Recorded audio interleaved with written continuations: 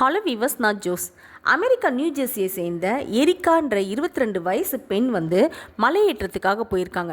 போன இடத்துல அவங்க மலை ஏறிட்டு இருக்கும்போது கிட்டத்தட்ட 60 அடி ஹைட்லேருந்து கீழே விழுந்திருக்காங்க. அப்படி விழும்போது முதுகெலும்பு, இடுப்பு, விலா எலும்பு எல்லாம் உடஞ்சி லங்ஸ்லேயும் ஓட்டை விழுந்து ரொம்ப ஆபத்தான நிலைமையில் இருந்திருக்காங்க. அந்த டைமில் கூட அவங்க என்ன பண்ணியிருக்காங்கன்னா, அவங்க செல்ஃபோன் எடுத்து கால் பண்ணி தான் இப்படி ஒரு சுச்சுவேஷனில் இருக்கிறத மற்றவங்களுக்கு சொல்லியிருக்காங்க. சொல்லிவிட்டு ஒரு 7 மணி நேரத்துக்கு அவங்க உயிர் அவங்கள விட்டு பிரிஞ்சிருக்கு. அந்த நேரத்தில் அவங்க பார்த்த விஷன்ஸ் எல்லாத்தையும் அவங்க சொல்லியிருக்காங்க. அவங்களுக்கு உயிர் போய் உயிர் வந்திருக்கு. அந்த உயிர் போன அந்த 7 ஹவர்ஸ் கேப்பில் அவங்க என்னென்ன பார்த்தாங்க அப்படின்றத சொல்லியிருக்காங்க. அவங்க கொஞ்ச நேரம் அவங்க உடம்பை விட்டு மேலே அவங்க உடம்பை அவங்களே பார்த்துருக்காங்க. அதில் ரொம்ப காயம் அடிபட்டு செமையாக இருந்திருக்கு, ரொம்ப பயங்கரமாக செமையாக இருந்திருக்கு. அந்த இதை அவங்க அப்படியே பார்த்துருக்காங்க. அப்படியே பார்த்துட்டு அவங்க மேலே எழும்பி அவங்களுக்கு உடம்புல இருந்த அந்த பெயின் எல்லாம் அப்போ தெரியலையா, எந்த ஃபீலிங் இல்லையா.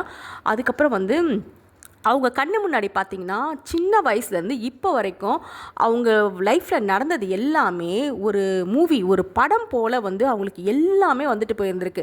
அதில் அவங்க சின்ன வயசில் வளர்ந்தது, வாழ்ந்தது, யார் யாரை மீட் பண்ணாங்க, அப்புறம் அவங்க லைஃப்பில் அவங்க செலக்ட் பண்ணுறதுக்காக சில விஷயங்களை பண்ணது, அதனால் மற்றவங்க பாதிக்கப்பட்டது, இப்படி நிறைய விஷயங்களை அவங்க பார்த்துருக்காங்க.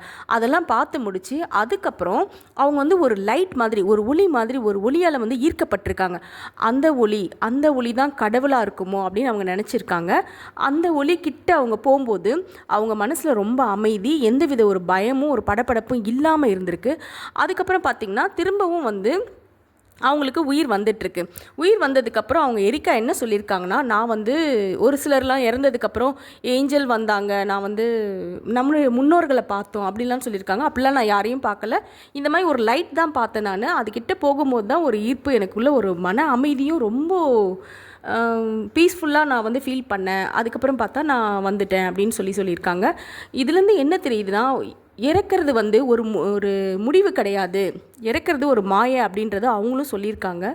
அப்போ உயிர்களை நம்மளாம் இறந்ததுக்கப்புறம் உயிர் எங்கே போகுது, சொர்க்கத்துக்கா நரகத்துக்கா, இன்னும் நம்ம அதை விட தேடிட்டு தான் இருக்கோம்.